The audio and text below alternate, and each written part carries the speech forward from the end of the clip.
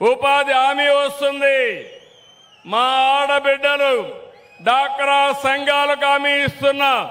మగవాళ్ళు వేటకపోతే మీరు సీవీడ్ బండిచ్చి దాన్ని అమ్ముకుంటే ఆదాయం పెంచే మార్గాన్ని చూపించే బాధ్యత మీ అన్నగా నాదని మరొకసారి మా డాక్రా సంఘాలకు హామీ ఇస్తున్నా. రెండోది, సముద్రం మన అదృష్టం. 1000 కిలోమీటర్లు మన వరం. ఇక్కడ గాని సక్రమంగా ఉపయోగించుకుంటే ఇక్కడ పనిచేసే మత్స్యకారుల పిల్లలు జీవితాలు బంగారు భవిష్యత్తు అవుతాయి. ఎందుకంటున్నానంటే ఈ మాట మీరు గుర్తుపెట్టుకోవాల్సిన అవసరం ఉంది. నాగరికత ప్రారంభించింది నీళ్లు ఎక్కడుంటే అక్కడ.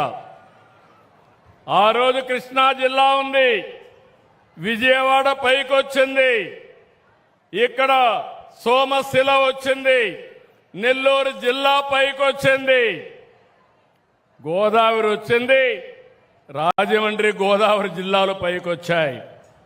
ఇప్పుడు నేను ఆలోచించేది ఈ సముద్ర తీరాన్నంతా ఉపయోగించుకుని మా మత్స్యకారుల జీవితాల్లో వెలుగు నింపే బాధ్యత నేను తీసుకుంటానని మీ అందరికీ హామీ ఇస్తున్నా. సముద్రం లేకపోయే చొరవ, సాహసం. రెండోది, మీకుండే మెలకువలు. నన్ను సముద్రంలో పోతే పోలేను, నువ్వు సముద్రంలో పోతే ఏ అల వచ్చినా ఎంత స్పీడ్గా వచ్చినా దాన్ని సమర్థవంతంగా ఎట్లా ఎదుర్కోవాలో నీ పుట్టుకతో వచ్చిన విద్య, నీ పెద్దలు నేర్పించిన విద్య.